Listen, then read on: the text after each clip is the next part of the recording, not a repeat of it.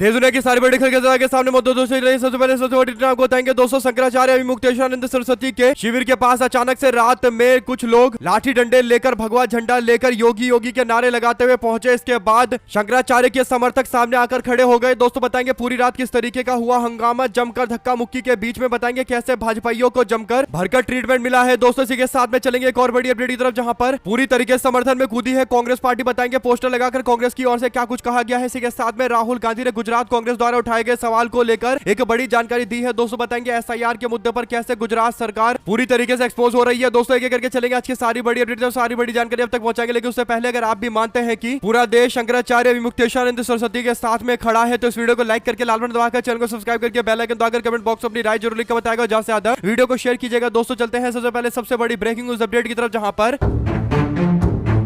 इलाहाबाद में शनिवार रात को यानी बीते रात को अचानक से एक बड़ा हंगामा देखने को मिला। दोस्तों अफरा तफरी जैसी स्थिति हो गई जब धरने पर बैठे शंकराचार्य अभिमुक्तेश्वरानंद सरस्वती के शिविर के पास अचानक से कुछ युवक योगी आदित्यनाथ और भारतीय जनता पार्टी का नारा लगाते हुए पहुंच गए। दोस्तों जिसके बाद मामला काफी ज्यादा तनावपूर्ण हो गया। दरअसल जगत गुरु शंकराचार्य के विशेष प्रतिनिधि देवेंद्र पांडे ने प्रशासन पर गंभीर आरोप लगाते हुए कहा कि शंकराचार्य मजबूरी में सड़क के ऊपर बैठे हुए हैं, जहां प्रशासन और उनके लोग गुंडागर्दी कर रहे हैं। संत के भेष में यहाँ पर शैतान घूम रहे हैं जिसमें शंकराचार्य की जान को खतरा है। देर रात में वीडियो बनाते हुए कई सारे लोग यहां पर आए और हड़कंप मचाने की कोशिश की गई, हुड़दंग मचाने की कोशिश की गई। विवाद और सुरक्षा संवाद को लेकर पुलिस को पूरी स्थिति के बारे में जानकारी दे दी गई है। दोस्तों पुलिस से इस पूरे मामले पर कार्रवाई करने के लिए बोला जा रहा है। आपको बता दें कि जब कई सारे अज्ञात युवक योगी आदित्यनाथ का नारा लगाते हुए शिविर की ओर आगे बढ़ रहे थे दोस्तों, तो सामने से फिर शंकराचार्य के समर्थकों ने उनको रोका और किसी भी तरीके से नारेबाजी का जोरदार तरीके का विरोध किया गया। दोस्तों इसके बाद तनातनी जैसी स्थिति हो गई और जमकर धक्का मुक्की हुई। कुछ लोगों का दावा है कि हाथापाई भी की गई। इस पूरे मामले को लेकर अब स्पष्ट हो गया है कि योगी आदित्यनाथ का नारा लगा रहे ये लोग शिविर के पास नजदीक आने की कोशिश कर रहे थे, यानी स्वामी अभिमुक्तेश्वरानंद सरस्वती जहां पर बैठे हुए हैं वहां पर जाने की कोशिश की जा रही थी, लेकिन रास्ते में ही रोककर इन सबको बाहर किया गया और एक भी आगे नहीं बढ़ पाया। दोस्तों इस तरीके से शंकराचार्य के समर्थकों ने पूरे मामले पर जोरदार तरीके का विरोध किया। संपत्ति और आश्रम के साधुओं को खतरा पहुंचाने और उनको नुकसान पहुंचाने के दृश्य से ये एक कदम उठाने की कोशिश की गई थी, यानी एक तरीके से प्रशासन के द्वारा लोगों को डराने की कोशिश की जा रही है। खासकर अभिमुक्तेश्वरानंद सरस्वती के शिविर में इन गुंडों को भेजने की कोशिश की जा रही है। शंकराचार्य के मीडिया प्रभारी संजय पांडे ने प्रेस नोट जारी करते हुए आपत्ति जताई, नाराजगी जताई और पुलिस में शिकायत दर्ज कराई है। शंकराचार्य के शिविर के पास आ जाना, संपत्ति और आश्रम के अंदर साधुओं को खतरा पैदा करना। उन्होंने चेतावनी दी है कि यदि कोई घटना इस तरीके की होती है तो जिम्मेदारी पुलिस प्रशासन की होगी। फिलहाल मामले पर पुलिस अधिकारियों ने आधिकारिक बयान नहीं दिया है। पूरे मामले को लेकर कन्नी काटने की कोशिश की जा रही है। आपको बता दें कि यह मामला इसलिए भी बड़ा है दोस्तों क्योंकि स्वामी अभिमुक्तेश्वरानंद सरस्वती से जुड़े मामले को लेकर योगी आदित्यनाथ के बयान को जोड़कर देखा जा रहा है, जिसमें उन्होंने सनातन धर्म को कमजोर करने वाले काल नेमी शब्द का इस्तेमाल किया था, यानी राक्षसों के शब्द का इस्तेमाल किया था। दोस्तों माना जा रहा है कि वो अभी शंकराचार्य अभिमुक्तेश्वरानंद सरस्वती से जुड़े मामले को लेकर योगी आदित्यनाथ का विवादित बयान था, जिस कारण से अब शंकराचार्य को लेकर और ज्यादा खतरा बढ़ता जा रहा है। ऐसे में शंकराचार्य की सुरक्षा की मांग करते हुए पुलिस वालों से पूरे मामले पर तत्काल एक्शन लेने के लिए बोला गया। पूरी रात जमकर हंगामा हुआ दोस्तों, लेकिन इस हंगामे की जड़ अब एक ऐसे मामले से जुड़ रही है जो मामला और ज्यादा बड़ा और पेचीदा हो गया है। दरअसल हुआ ये कि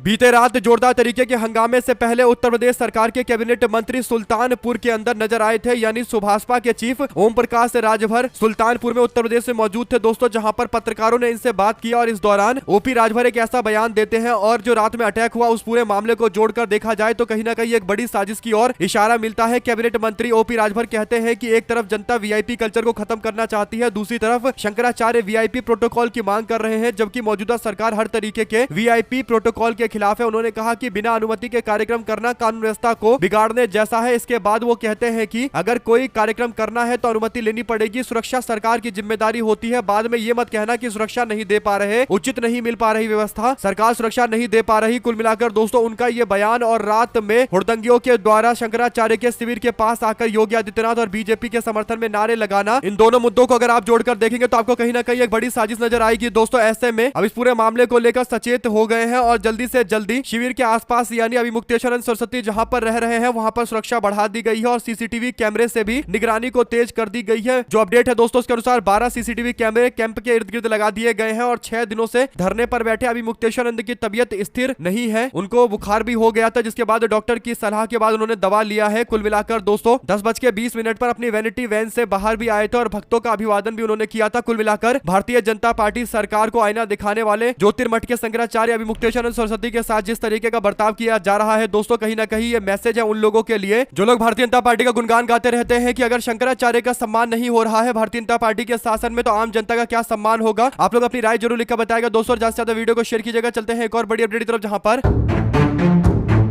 शंकराचार्य के विवाद को लेकर कांग्रेस पार्टी पूरी तरीके से मैदान में कूद रही है दोस्तों। कांग्रेस पार्टी के लखनऊ दफ्तर के बाहर स्वामी अभिमुक्तेशानंद के समर्थन में पोस्टर लगाया गया जिसमें कहा गया कि गुरु का अपमान करने वाला नरक जाता है। दरअसल प्रयागराज के माघ मेले में शंकराचार्य को लेकर शुरू हुए विवाद को लेकर कांग्रेस पार्टी की ओर से यह पोस्टर लगाया गया है दोस्तों। और मनुस्मृति को कोट करते हुए 2.201 को कोट करते हुए लिखा गया है कि गुरुओ अपमानम कृत्यम नरकम यति दारुणम, यानी जो गुरु या फिर वेदाचार्य का अपमान करता है वह भयानक नरक में गिरता है। यह कांग्रेस पार्टी के नेता शरद शुक्ला जो प्रदेश उपाध्यक्ष युवा कांग्रेस के हैं उनकी ओर से लिखा गया है दोस्तों। अयोध्या विधानसभा से जुड़े हुए युवा नेता की ओर से शंकराचार्य वाले मामले को लेकर कांग्रेस पार्टी की ओर से यह पोस्टर लगाया गया है। इसके बाद श्री रामचरितमानस को भी कोट किया गया है जिसमें लिखा हुआ है कि जाको प्रभु दारुण दुख देही ताकि मति पहले हर ले ही, यानी भाजपा वालों की मति खराब हो गई है कि वो शंकराचार्य का अपमान कर रहे हैं। कुल मिलाकर ये मामला धीरे धीरे करके और ज्यादा बढ़ता चला जा रहा है। आप लोग पूरे मामले पर क्या राय देना चाहते हैं दोस्तों, लिखकर जरूर बताएगा। ज्यादा से ज्यादा वीडियो को शेयर कीजिएगा। चलते हैं एक और बड़ी अपडेट की तरफ, जहां पर गुजरात में हुए एसआईआर के मामले को लेकर राहुल गांधी ने इस मुद्दे को तेजी से उठाया है दोस्तों। दरअसल गुजरात कांग्रेस की ओर से कहा गया कि राहुल गांधी द्वारा वोट चोरी का खुलासा होने के बाद भारतीय जनता पार्टी ने उसका नेक्स्ट लेवल चुनाव चोरी का मॉडल अपना लिया है। इसके बाद वो कहते हैं कि चुनाव चोरी का मतलब आपके वोट अधिकार की चोरी, इसका नया खेल गुजरात में सामने आया है। नियम के अनुसार चुनाव आयोग ने एसआईआर के बाद ड्राफ्ट लिस्ट जारी करके आपत्ति लेना शुरू किया और 18 जनवरी को अंतिम तारीख घोषित कर दी गई। 15 जनवरी तक गिनी चुनी आपत्तियां लेकर आई, लेकिन असली खेल उसके बाद शुरू होता है। षड्यंत्र के तहत लाखों आपत्तियां यानी फॉर्म 7 जमा कर दी जाती है और चुनाव आयोग के द्वारा कल जारी 12 लाख आपत्तियों में विशेष वर्ग क्षेत्र का निशाना बनाए जाने के नियम को ताक पर रखकर एक व्यक्ति के नाम से दर्जन आपत्तियां दर्ज करवाई गई जिसमें नाम किसी का, हस्ताक्षर किसी और का, और चुनाव आयोग मूक दर्शक बनकर बैठा रहा। चुनाव आयोग अपनी जिम्मेदारी और जवाबदेही दोनों को सत्ता के कदम के आगे गिरवी रख चुका है, लेकिन चुनाव आयोग भले ही अपनी जिम्मेदारी से भागे मगर हम चुनाव आयोग को भारत के लोकतंत्र और जनता के अधिकार से खिलवाड़ नहीं करने देंगे। एक व्यक्ति एक वोट के संवैधानिक अधिकार को सुरक्षित रखने के लिए सड़क से लेकर सदन तक लड़ाई लड़ेंगे। जब तक एक व्यक्ति का अधिकार भी खतरे में होगा तब तक शांत नहीं बैठेंगे। दरअसल दोस्तों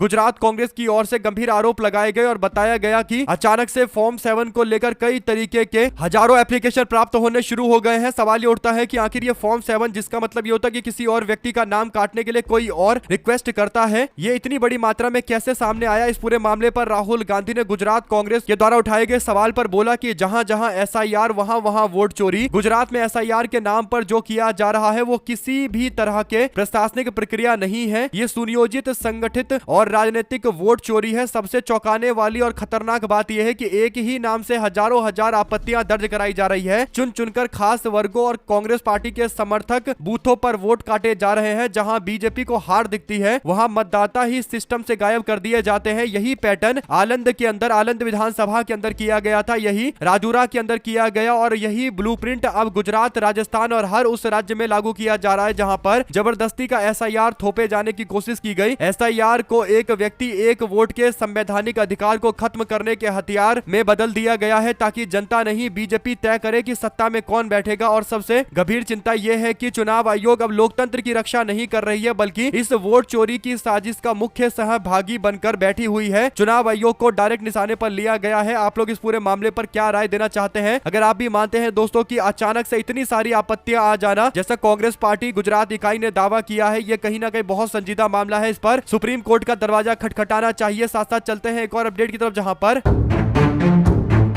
आजकल भारतीय जनता पार्टी को आंख बंद करके सपोर्ट करने वाले समाज के अंदर मुद्दा जो सबसे ज्यादा चल रहा है दोस्तों वो है यूजीसी से जुड़े हुए नोटिफिकेशन के मामले को लेकर, यानी विश्वविद्यालय अनुदान आयोग, यूनिवर्सिटी ग्रांट कमीशन, जिसका काम होता है कि सभी यूनिवर्सिटी यानी विश्वविद्यालय के अंदर किस तरीके से सिलेबस पढ़ाया जाएगा और किस तरीके से डिसिप्लिन का पालन कराया जाएगा, इसके लिए नियम कानून बनाने, कायदे बनाने। ऐसे में दोस्तों यूजीसी की ओर से एक नोटिफिकेशन जारी किया गया। इस नोटिफिकेशन का नाम रखा गया कि जातिगत भेदभाव रोकने और समानता के मकसद मकसद को आगे बढ़ाने के लिए नोटिफिकेशन 2026 को 15 तारीख को जारी किया गया, जिसमें यूजीसी कहता है कि एससी, एसटी और ओबीसी छात्रों के खिलाफ होने वाले जातिगत भेदभाव को रोकने के लिए एक सेल बनाया जाएगा, यानी एक टीचर का ग्रुप बनाया जाएगा जो ये सुनिश्चित करेगा कि किसी भी तरीके से जातिगत भेदभाव एससी, एसटी और ओबीसी समाज के प्रति नहीं होना चाहिए। इसमें जनरल कैटेगरी के लोगों ने आपत्ति जताते हुए कहा कि एससी, एसटी और ओबीसी कैटेगरी के लोगों के लिए जातिगत भेदभाव नहीं होना चाहिए, इसके लिए सेल बनाने की बात कही गई है। इसका सीधा मतलब यह है कि केवल एक ही समुदाय को छोड़ा गया है और वो है जनरल कैटेगरी के लोग। तो क्या इस नोटिफिकेशन से ये पहले ही मान लिया गया है कि जनरल कैटेगरी के लोग दमनकारी होते हैं और जातिगत मामले से जुड़े रहते हैं, यानी जातीय भेदभाव करते हैं? ये तो पूरी तरीके से एक पूरे समाज को थप्पे लगाने जैसी बातें हैं, यानी पूरे समाज को एक तरीके से देखे जाने वाली बातें हैं और पूरे समाज को क्रिमिनलाइज करने जैसा मामला है, यानी इलीगल पूरे समाज के खिलाफ की गई कार्रवाई के तौर पर देखा जाना चाहिए। अगर केवल एक ही समाज को छोड़ा जा रहा है और उत्पीड़न की कार्रवाई उसी समाज के ऊपर हो सकती है तो ये तो गलत बात है, नियमों का उल्लंघन है। उसके बाद एक और बात को लेकर आपत्ति जताई जा रही है कि अगर किसी ने गलत शिकायत दे दी तो पहले के नियम ये कहते थे कि गलत शिकायत देने वाले लोगों के खिलाफ भी कार्रवाई की जाएगी, लेकिन अब गलत शिकायत देने वालों पर कोई कार्रवाई नहीं की जाएगी। ये नियम में बदलाव किए गए हैं। ऐसे ही कैंपस के अंदर एक स्क्वाड बनाया जाएगा जो जनरल कैटेगरी के छात्रों पर नजर रखेगा कि वो किसी भी तरीके से जातिगत भेदभाव में संलिप्त ना हो। कुल मिलाकर दोस्तों अब ये जो नोटिफिकेशन आया है बीजेपी वाले इसमें बुरी तरीके से फंस गए हैं। भारतीय जनता पार्टी को आंख बंद करके वोट देने वाले जनरल कैटेगरी के लोगों ने सोशल मीडिया पर जमकर विरोध करना शुरू कर दिया और पूरे जनरल कैटेगरी के खिलाफ ये कानून है, ये जैसे ही बोलना शुरू किया दोस्तों बीजेपी के नेता बैकफुट पर नजर आए। भारतीय जनता पार्टी का एक भी नेता इस पर कोई बयान नहीं देता, लेकिन बीजेपी के एक नेता है जो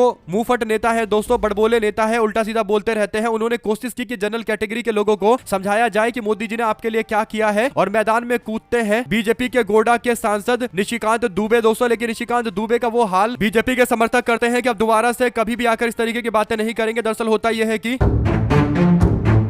निशिकांत दुबे आकर कहते हैं कि बीजेपी की सरकार ने जनरल कैटेगरी के लोगों के लिए बहुत काम किया है। फिर वो दावा करते हैं कि ईडब्ल्यूएस का जो कैटेगरी का जो आरक्षण है वो मोदी सरकार के नेतृत्व में ही जनरल कैटेगरी के लोगों के लिए उपलब्ध करवाया गया। इसके बाद वो 2023 के नोटिफिकेशन का जिक्र करते हुए कहते हैं कि भारतीय जनता पार्टी सबको साथ में लेकर चलती है और सवर्ण समाज के लोगों को भी इसमें साथ में लेकर चल रही है भारतीय जनता पार्टी, और ये सुनिश्चित कर रही है कि सवर्ण समाज के लोगों के साथ भी कोई भेदभाव ना हो। कुल मिलाकर 2023 का नोटिफिकेशन दिखाकर होशियारी दिखा रहे थे भारतीय जनता पार्टी के नेता निशिकांत दुबे दोस्तों। इसके बाद लाइन से बीजेपी के समर्थकों ने निशिकांत दुबे को निशाने पर लेना शुरू कर दिया। निशिकांत दुबे से बोला कि पहली बात तो यह कि आप लोगों का बेटा या आप लोगों के जो बच्चे होते हैं वो इंडिया के यूनिवर्सिटी में पढ़ाई तो करते नहीं है और विदेशों में पढ़ते हैं आपके बच्चे, तो आपको इस तरीके के नोटिफिकेशन से कुछ फर्क पड़ेगा नहीं। हमारे बच्चों के ऊपर अगर कोई मुकदमा दायर हो जाता है, गलत मुकदमा दायर कोई करवा देता है और अगर उसके ऊपर एक्शन हो गया तो उसकी तो जिंदगी बर्बाद हो जाएगी। यूनिवर्सिटी से आगे वो भविष्य कुछ सोच भी नहीं पाएगा, आगे पढ़ाई भी नहीं कर पाएगा। इसके बाद बोला गया कि 2023 का नोटिफिकेशन क्यों दिखा रहे हो, 2026 का जो नया नोटिफिकेशन 15 तारीख को आया है उस पर चर्चा करो और देखकर बताओ कि उसमें कहां जनरल कैटेगरी के न्याय की बात की गई है और ईडब्ल्यूएस की बातें करना ये तो कहीं की बात है कहीं करना, यानी बात चल रही है कि नोटिफिकेशन में जनरल कैटेगरी के लोगों के साथ अपमान किया गया, उनके साथ भेदभाव किया जा रहा है और दूसरी ओर आप ईडब्ल्यूएस का हवाला दे रहे हो, यानी बात चल रही है आम की और बोल रहे हो इमली। फिर बीजेपी के नेता निशिकांत दुबे दूर दूर तक कुछ जवाब देते नजर नहीं आए दोस्तों। कुल मिलाकर भाजपा के समर्थकों ने ही भाजपा के नेताओं को पूरी तरीके से एक्सपोज करके रखा हुआ है और इनसे अब सवाल पूछा जा रहा है। अब दोनों मामले को लेकर शंकराचार्य से जुड़े विवाद और दूसरा यूजीसी के नोटिफिकेशन, दोनों को लेकर बीजेपी वाले बैकफुट पर है। आप लोग अपनी राय जरूर लिखकर बताएगा, ज्यादा से ज्यादा वीडियो को शेयर कीजिएगा दोस्तों। चलते हैं एक और अपडेट की तरफ, जहां पर महाराष्ट्र के सोलापुर जिले के अंदर बार्शी के अंदर राजनीति कुछ इस तरीके की हो गई दोस्तों कि भारतीय जनता पार्टी को हराने के लिए सारी पार्टियां एकजुट हो गई। बार्शी तालुका के अंदर बीजेपी के खिलाफ विपक्षी पार्टियां पूरी एकजुट हो गई। उद्धव ठाकरे, शिंदे और एनसीपी, शरद पवार और राष्ट्रवादी कांग्रेस पार्टी अजित पवार गुट ने महाअघाड़ी बनाने का निर्णय लिया, यानी सबने मिलकर गठबंधन बनाया। कांग्रेस पार्टी भी साथ में आ गई। इस महाअघाड़ी की घोषणा ठाकरे गुट के विधायक दिलीप सोपल ने सोशल मीडिया के माध्यम से की है दोस्तों। इसमें सब नजर आ रहे हैं, ठाकरे नजर आते हैं यानी उद्धव नजर आ रहे हैं, शिंदे नजर आ रहे हैं, पवार चाचा भतीजे नजर आ रहे हैं, कांग्रेस पार्टी के लोग नजर आ रहे हैं और ये सब मिलकर बीजेपी को हराने के लिए साथ में आए हैं। तो महाराष्ट्र की राजनीति का कुछ अता पता नहीं है, कहीं भी कोई भी जा रहा है दोस्तों। और महाराष्ट्र की राजनीति ने कहीं ना कहीं विचारधाराओं को लेकर जो एक बड़ा डिफरेंस होना चाहिए और जो विचारधाराओं के प्रति समर्पण होना चाहिए नेताओं का, उसे पूरी तरीके से लगभग खत्म कर दिया है। कोई किसी के साथ भी गठबंधन बनाकर यह साबित कर दे रहा है कि राजनीति में सबसे बड़ा पोस्ट होता है, पैसा होता है और गठबंधन गठबंधन किसी के साथ भी किया जा सकता है। अगर आप भी मानते हैं कि राजनीति का सबसे खराब उदाहरण अभी महाराष्ट्र से सामने आ रहा है, जहां पर कोई किसी के साथ भी गठबंधन कर रहा है, दोस्तों अगर आप भी मानते हैं कि इससे दुर्भाग्यपूर्ण देश के लिए कुछ भी नहीं हो सकता कि सारी पार्टियां एक दूसरे से गठबंधन करने को तैयार है, तो अपनी राय जरूर लिखकर बताएगा और ज्यादा से ज्यादा वीडियो को शेयर कीजिएगा। इसके इतर अगर आप लोग कुछ और कहना चाहते हैं तब भी लिखकर जरूर बताएगा। साथ साथ दोस्तों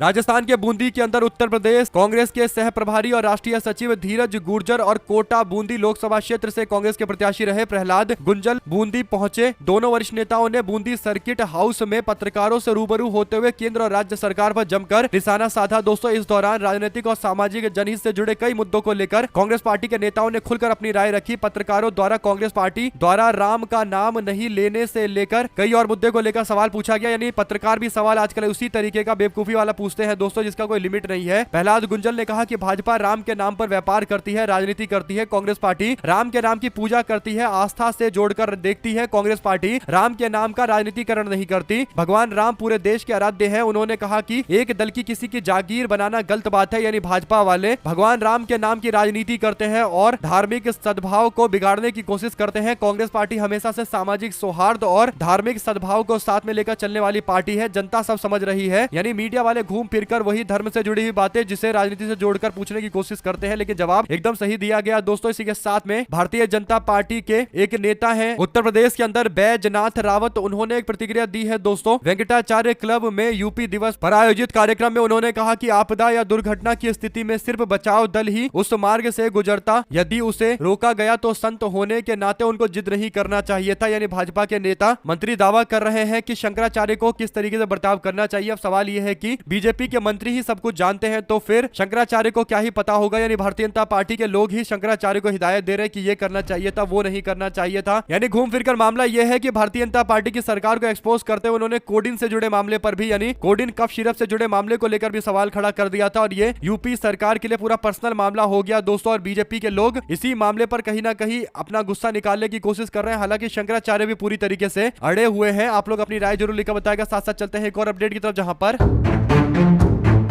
सुप्रीम कोर्ट के जज जस्टिस उज्जवल भुइया ने शनिवार को सवाल उठाते हुए कहा कि जजों का ट्रांसफर और पोस्टिंग पूरी तरीके से जुडिशरी के अधिकार क्षेत्र के अंदर है। केंद्र सरकार इसे प्रभावित नहीं कर सकता। पुणे के ILS लॉ कॉलेज में संवैधानिक नैतिकता और लोकतांत्रिक शासन पर लेक्चर देते हुए जस्टिस भुइया से सवाल पूछा गया कि क्या जजों के ट्रांसफर एक हाई कोर्ट से दूसरे हाई कोर्ट सिर्फ इसलिए किया जाता है क्योंकि उसने सरकार के खिलाफ कुछ असुविधाजनक बातें की है या फिर आदेश जारी किया है। इस पर जवाब देते हुए भुइया कहते हैं कि अक्टूबर में सुप्रीम कोर्ट के कोलिजियम ने जस्टिस अतुल श्रीधर को मध्य प्रदेश हाईकोर्ट से छत्तीसगढ़ हाईकोर्ट ट्रांसफर कर दिया था और इस फैसले को लेकर सवाल यह उठा था कि उन्होंने सरकार के विरोध में काम किया है, इसलिए ऐसा किया गया। मध्य प्रदेश के एक मंत्री के खिलाफ ऑपरेशन सिंदूर के बाद सोफिया कुरैशी के बारे में आपत्तिजनक टिप्पणी करने वाले भाजपा के नेता के खिलाफ सुनवाई की गई थी दोस्तों, उन्होंने एक्शन लेने का ऐलान किया था। इसके बाद जो ट्रांसफर किया गया तो भुइया ने कहा कि उन जज का जो ट्रांसफर किया गया था वो कोर्ट के कहने पर किया गया था, यानी कोर्ट के द्वारा सिफारिश की गई, उसके बाद ऐसा किया गया। तो कोलिजियम सिस्टम पूरी तरीके से सही है। यानी किसी भी जज का ट्रांसफर करवाने के लिए जब सुप्रीम कोर्ट बोलता है तब जाकर उस जज का ट्रांसफर होता है। तो ये सिस्टम जो है इसमें ऐसा नहीं है कि सरकार एक तरफा फैसला लेती है, सरकार के पास पूरी पावर नहीं है। कोलिजियम के